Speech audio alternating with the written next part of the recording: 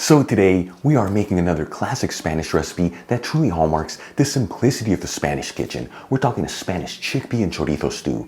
This is known here in Spain as un potaje de garbanzos y chorizo. And let me tell you, this is another one of those dishes that hit on all cylinders as it's got so many amazing flavors to it. It's seriously so easy to make and it comes together in just 40 minutes, folks. Serve the stew next to a crunchy baguette and a bottle of Spanish tempranillo for an instant trip to beautiful España. Let's begin by grabbing a large deep fry pan. You can also use a stock pot here, heat it with a medium heat, and add in 2 tablespoons of extra virgin olive oil, which is 30 milliliters. To make this recipe, I'm using an olive oil from the Georgetown Olive Oil Company. This is such an incredible Spanish olive oil, and it works so perfect with this stew. You'll find a link where you can get some in the description box below. While the olive oil is heating, let's get our ingredients ready. I'm going to roughly chop 1 small onion, roughly chop 4 cloves of garlic. For this recipe, you don't want to finely mince the garlic. You want to have some big chunks of garlic in there. It's what gives the stew that beautiful pop of garlic goodness. And we'll cut 8 ounces of Spanish chorizo, which is 200 grams, into half-inch pieces, which is about 1 1/4 centimeters. To make this recipe, I'm using a plant-based Spanish chorizo, but you can use whatever type of Spanish chorizo that you like. And if you can't find that in your area, you can use any type of pork sausage. Just make sure it's the firm kind. That way when you cook it, it holds its shape and it doesn't fall apart. After heating the olive oil for a couple minutes, I'm going to add in the chopped onion and the chopped garlic. And we'll mix the ingredients around, that way they're all coated in that olive oil. And as you know, I always like to mix this continuously, that way everything evenly sautés. After about 2 minutes, and the onions are starting to become translucent, I'm going to add in the pieces of chorizo. And we'll continue to mix this continuously and go between 3 to 4 minutes or until that chorizo is lightly sauteed.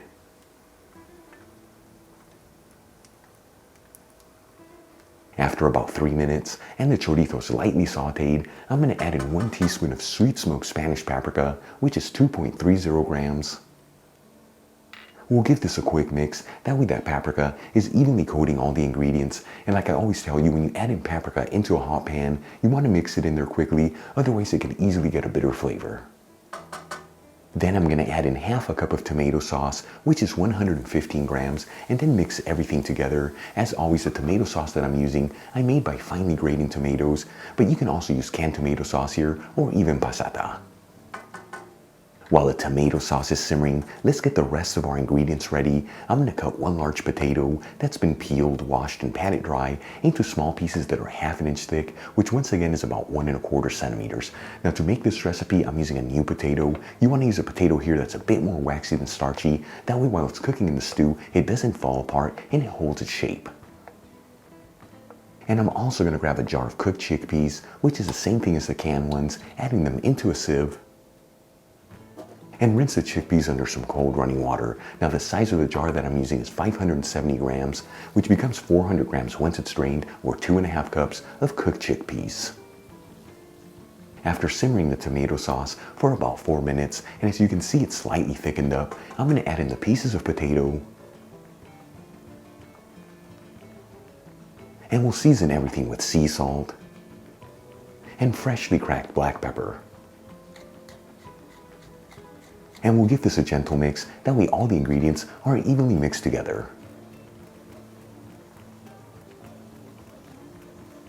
Then I'm going to add in our 2.5 cups of drained chickpeas, which once again is 400 grams. And add in about 3 cups of vegetable broth, which is 710 milliliters. As always, the broth that I'm using is homemade. You'll find the recipe on how to make it in the iCard above and description box below. Of course, you can also use water here, but by using broth, it really adds so much more depth of flavors to the stew. And we'll also add in 1 bay leaf. Then I'm going to turn up the heat to a high heat. And we'll give this a quick mix and bring that broth to a boil. Once the broth comes to a boil, I'm going to place a lid on the pan and lower the fire to a low-medium heat. And we're going to simmer this with the lid on a low-medium heat for about 20 minutes. This is enough time for all the flavors to develop and for those potatoes to be perfectly cooked through. After about 20 minutes, I'm going to remove the lid from the pan. And you know, you can always tell when your potatoes are perfectly cooked through. You just pierce them with a toothpick, and if it easily goes in there, but with a little resistance, they are perfectly cooked. If yours need a little bit more time, you just place the lid back on the pan and go for a couple more minutes. At this point, this stew is ready to go. I'm going to remove the bay leaf from the pan and the pan from the heat. Then I'm going to transfer some of the stew into a shallow bowl.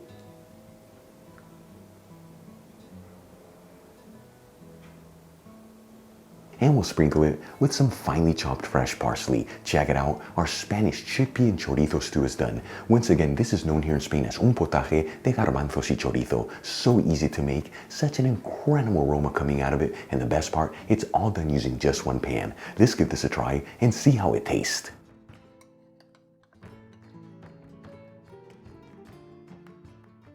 Now this is what classic Spanish food is all about. Look how good this looks. Got a little bit of everything. Big boy bite. Here we go. It is so good. That was a bit of a greedy bite. It just instantly warms your soul. You know, like I told you at the beginning, this is the kind of dish that truly hallmarks the simplicity of the Spanish kitchen. Very easy to make, no tricky techniques, no special equipment, and it's gonna fill your body with so much goodness, folks. Give this stew a try home. You're gonna absolutely love it. And like I told you at the beginning as well, serve it next to a bottle of Spanish Tempranillo for a beautiful virtual visit to the country of España. Really quick before I go, a shout out to a couple of my patrons, Sam Cohen, Kent Anderson, Michael Cole, Luli Garcia Diaz, Grace Suarez, and Amy Martinez. Again, guys, thank you so much for being patrons of Spain on a Fork. You know how much I appreciate you. For the rest of you, if you're not with me on Patreon and you'd like to support Spain on a Fork, you'll find my Patreon link in the description box below and iCard above. If you enjoyed today's video, hit that like button, leave me a comment below, and don't forget to share this video with your family and friends. That way our Spain on a Fork community can continue to grow. Till the next time, hasta luego. Great video, incredible dish. You know, a lot of people might think this is a winter dish. Yeah, it warms your soul, but people in Spain eat this all year round because it's so friggin' good. Give this a try. I promise it won't disappoint. See you next video. Love ya.